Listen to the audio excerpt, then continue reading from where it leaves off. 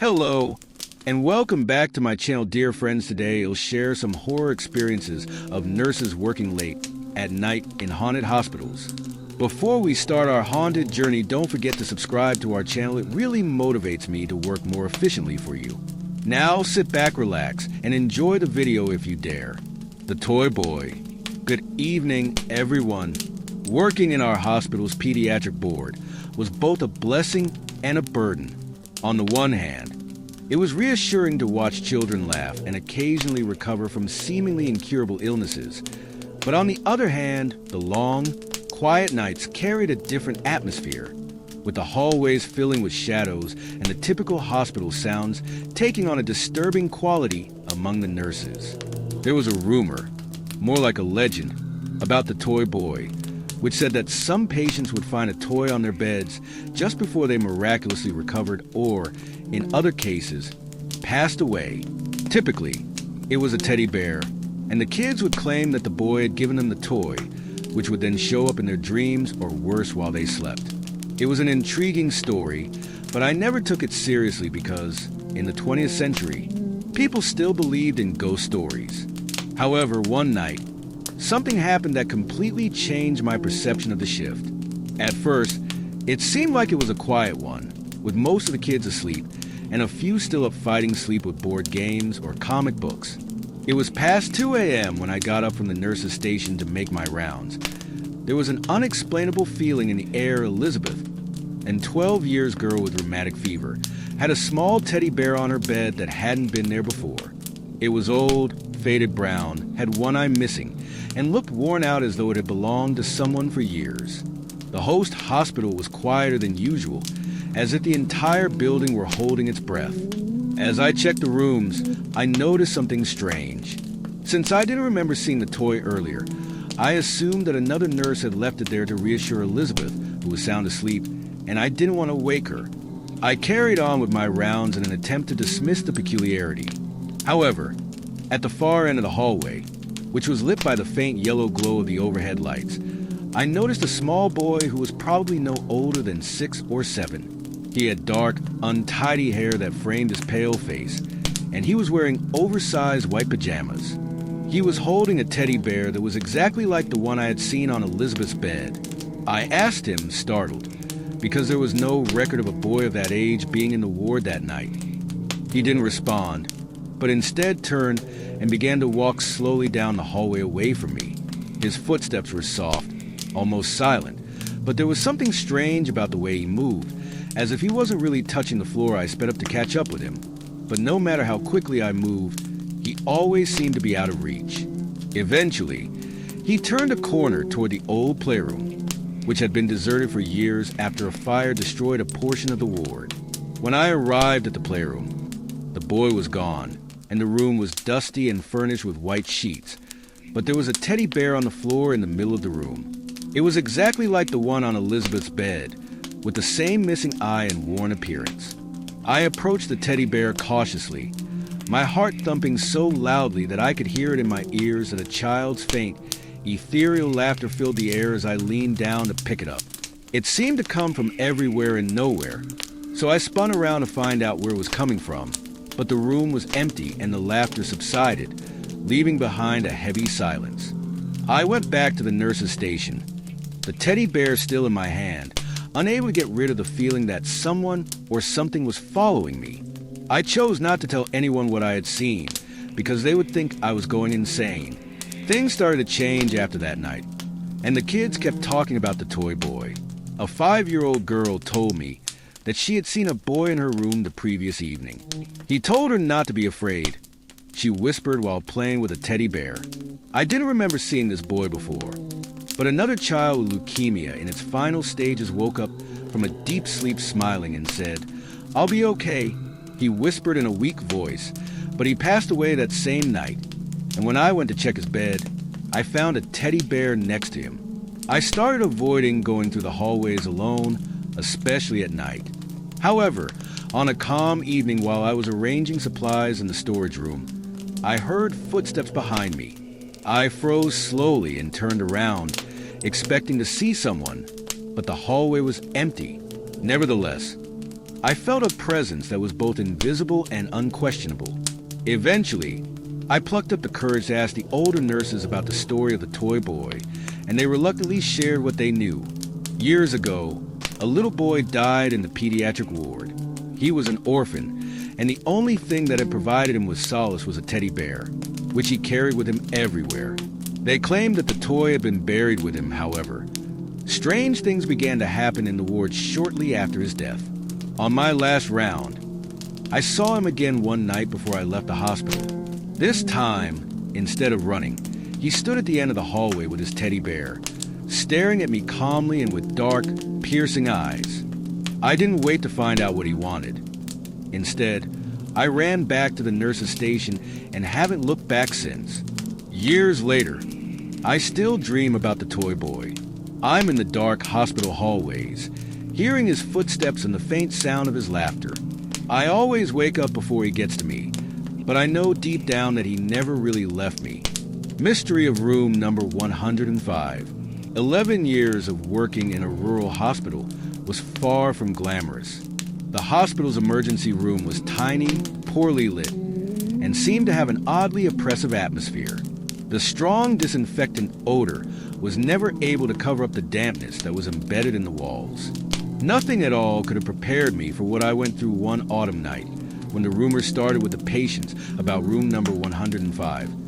Even though I had only been working there for a few months and was gradually growing accustomed to the quiet of the nights and the faint echo of my footsteps in the almost deserted hallways. At first, I assumed that these were just made-up stories by bored people trying to kill time, but the reports kept coming in and different patients on different days described the same thing. The only window in room 105 faced a brick wall that was constructed when a hospital expansion blocked that part of the view. Despite this, the patients swore they saw an elderly woman staring through the window with long gray hair, a wrinkled face, and a constant smile. Around 2 in the morning on a calm night, an elderly man with a high fever was admitted to room 105, and when I checked his vitals, I saw that he appeared anxious. His eyes were fixed on the window, his face was pale, and his hands were shaking. I asked him if everything was okay, but he simply whispered, "You shouldn't be here. She always comes at this time." A chill went through me instinctively, and I turned to look out the window more out of habit than curiosity, but all I saw was the inert brick wall reflecting the dim light from the room. I took a deep breath and completed my tasks, but his words lingered. When the clock struck 3 in the morning, I made the decision to go back to that room because I wanted to show myself that these rumors were untrue. The hallway was deserted, and my footsteps sounded louder than usual. The door to room 105 was slightly open, and there was a faint whispering sound coming from inside. I couldn't make out any words, but the murmuring was continuous. I pushed the door open slowly and entered the room. The patient was asleep, and everything appeared normal, but I felt compelled to look out the window, and there she was, an elderly woman with unkempt gray hair and an odd smile. Her deep, shadowy eyes seemed to glow faintly as though they had their own light as she stared at me through the window, as if the brick wall didn't exist. She didn't blink or move. Instead, she just looked at me as if she had been waiting for me the entire time, and my body froze. I wanted to scream and run, but I was immobile. Her hands, which had been still, slowly moved as her smile started to stretch unnaturally, exposing crooked, darkened teeth. With an almost impossible effort, she began tapping on the glass, leaving wet marks that streaked down the window as if the glass was sweating under her touch. Nevertheless, I managed to break free from my paralysis and ran out. I didn't stop running until I got to my desk because my heart was pounding so hard that I thought it might burst. I tried to convince myself that it was all in my head and just a trick of my tired mind. What fire did I ask, perplexed? When I looked back down the hallway toward room 105, I swear I saw something moving near the window. The following morning, I confided in the head nurse, expecting her to laugh at me or dismiss my story, but she looked at me seriously and spoke in a hushed tone, saying you're not the first to see her. She explained that the window had overlooked an outdoor courtyard years prior to the construction of the brick wall. During a fire in the hospital's older section, an elderly woman became trapped on the third floor directly in front of that window. She banged on the glass in a desperate attempt to escape, and when they discovered her body, her hands were still pressed against the window pane. Everything suddenly made sense, and I became even more terrified from that day on. It was really difficult to continue working there, but I did it until I retired. Eventually, I suggested that they cover the window with plywood, and at least that helped keep the visions at bay alive. Even when I was working in other parts of the hospital, I couldn't get rid of the feeling that something was watching me. Once you know something like that, it's hard not to expect her to appear at any moment. The image of her face stayed with me constantly at the edge of my mind. The blue flame. Good evening, everyone. My name is Martha, and I worked as a night shift nurse for many years, specifically in the intensive care unit of an old hospital here in Philadelphia. The building was built decades ago, and the atmosphere there was heavy, as if its walls had witnessed too much suffering. Death visited the hospital frequently, and there was a story that circulated, though no one discussed it openly, that the more lucid patients saw a blue flame floating above the beds of those who would soon pass away. Many believed this to be a sign that the end was near, but I always assumed these were just hallucinations, possibly brought on by medication or fear ultimately. Anyone who works in a hospital is aware that the mind can trick you in these situations. But one night that seemed like any other when I arrived at the bed of Miss Norma, an elderly patient in the hospital with severe respiratory failure, everything felt normal. The monitors were beating steadily. The fluorescent lights were buzzing. Softly, as I was adjusting her oxygen mask, I noticed that she was looking at something above her head. I asked her if she was okay and if she needed anything, but she didn't respond. Her lips moved, but no sound came out, so I looked up. Her condition was critical but stable, and she always looked at me with a mixture of gratitude and resignation. I was immobilized as Miss Norma Monitor's sound seemed to get louder, as though time had stopped, and then her heart rate abruptly started to drop. I tried to revive her, but it didn't work, and a few seconds later the monitor gave off the flatline tone that every medical professional fears. For a brief moment, I believed it was a reflection from some equipment when I noticed a tiny blue light that appeared to be a candle flame hovering just above her bed. However, the flame had a vitality and intensity that captivated me. Before it vanished along with Miss Normal Life, I swear I saw a tiny shadow inside the flame when I turned to face it again. I was unable to think clearly after that. I spent the remainder of my shift trying to come to terms with what had happened. I didn't tell anyone who would believe me because they would think I was going crazy. In the days that followed, I began to pay more attention to what my co-workers and patients were saying to me. Things that I had previously disregarded now seemed important. Just before a patient passed another nurse, a co-worker mentioned at 4 a.m, monitors occasionally flickered for no apparent reason. Melissa joked nervously, "It feels like something's lurking around here at night." It couldn't be a coincidence. A week later, it happened again, this time at almost 4 a.m, and I heard a strange, steady, low humming noise as I was making my rounds. I went to Mr. Mike's bed, a man recovering from a heart attack, who was awake and staring at the ceiling. I asked him if he was okay, but he didn't respond, and his hands were gripping the bed sheets tightly. I followed his gaze and noticed the blue flame again, this time appearing to move purposefully, as if it were watching the patient. The ER became cold, and the room felt oppressive, and I tried to move, but my body wouldn't respond. I tried to talk to my supervisor about it, but she just said that some things aren't meant to be questioned. Her words only made me more uneasy. I became truly afraid of working the night shift every time I entered the intensive care unit. I braced myself, dreading the possibility of seeing that flame again. The last time I saw the flame, it was with a 5-year-old boy named Eric who was hospitalized with severe pneumonia. He was a sweet boy who was always smiling despite having trouble breathing as I was tending to him that night. I heard the same low humming sound, which made my heart sink. When I looked up, I saw that it was a flame. When Eric saw it too, his face changed and he started crying, demonstrating how terrified he was of the flame. The monitor flatlined instantly after that. I was powerless to stop it as it drew closer. And when it finally made contact with his tiny body, the monitor went silent. He had left. I tried to be professional and emotionally detached every time I saw that flame, but it was impossible. Even now, on calm nights, I occasionally believe I see a faint blue glow flickering in the shadows. That was the moment I realized I couldn't continue working at that hospital. I have no idea what that flame was, but I do know that it wasn't natural, and I know that it will eventually find me as well. The curse of the dead. Working as a nurse at night was always difficult, but I never imagined that one night would completely transform my life. The hospital where I worked was old, with long hallways and worn walls, and the silence was chilling at night. I had witnessed patients gradually deteriorating and families crying in sorrow, but what happened that night was something I will never forget.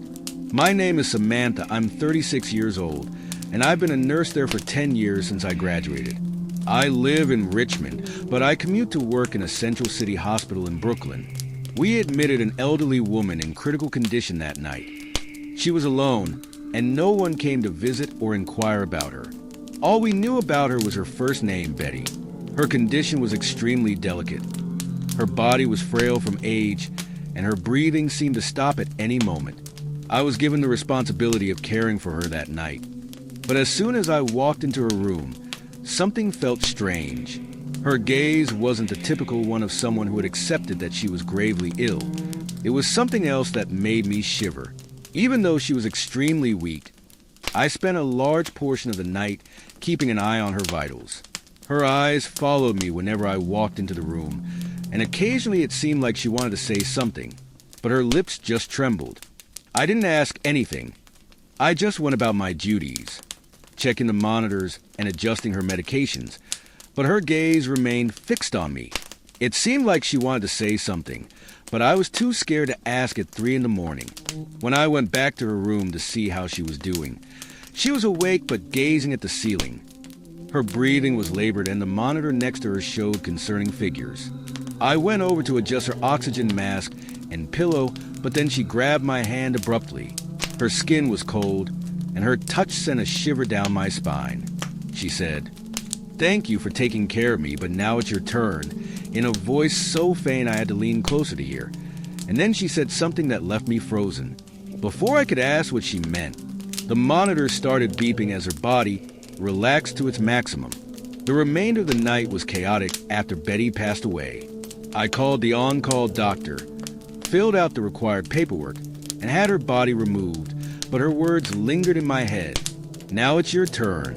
I attempted to explain it by speculating that they might have been delirious, but the way she said them left me feeling extremely uneasy.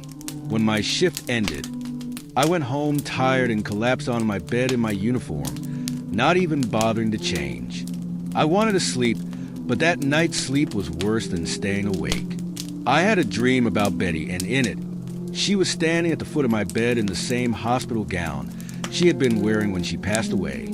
Her face was paler than I remembered, and her eyes had a strange glow, but the worst part was her smile. Not a friendly one, but a crooked and terrifying one. "Now it's your turn," she said in the dream, but her voice sounded different, as if it weren't human anymore. I woke up with my heart pounding, and I looked around my room, expecting to see her, but nobody was there. In the days that followed, I tried to get back to my routine, but it was impossible because every time I was by myself, I felt like someone was watching me at the hospital. The hallways seemed darker and heavier, and even in the brightly lit rooms, I could feel Betty's presence lingering. The nights were intolerable. I kept having the same dream over and over again. One night while tending to another patient, I felt a sharp chill run down my spine. It felt like someone was standing directly behind me, so I quickly turned around, but no one was there yet. When I looked at the monitor screen, my blood froze. The bed was empty, but the monitor made that steady, eerie sound that indicated the end of life. Then I would see her standing in the corner of the room with that terrifying smile. Her lips moved trying to say something, but I could never understand her words. The days only got worse at home. Things started moving on their own, Lights flickered randomly and occasionally shut off completely, leaving me in darkness. I felt like I wasn't alone during those moments. When I woke up with bruises on my arms, as if someone had been holding me while I slept, I knew I couldn't ignore this any longer, so I started researching Betty in the hopes of finding answers. I looked through hospital records and found something unsettling. She had been admitted several times before, always alone and in poor health. The oddest thing, though, was that every time she was admitted to the hospital, the staff who looked after her reported similar experiences, including nightmares, feelings of being watched, and even unexplained injuries. After learning this, I decided I couldn't continue working there, so I asked to be transferred to a different hospital in NYC across the Hudson. Fortunately, my request was granted, and I was moved even though I lived miles away from that hospital. I would always see Betty in shadows and reflections, and even in the shadiest corners of rooms. She would be there, watching with that eerie smile. Now that I realize there's no getting away from her, I can feel her waiting behind me to remind me that it's my turn. Her words weren't just a warning. They were a promise.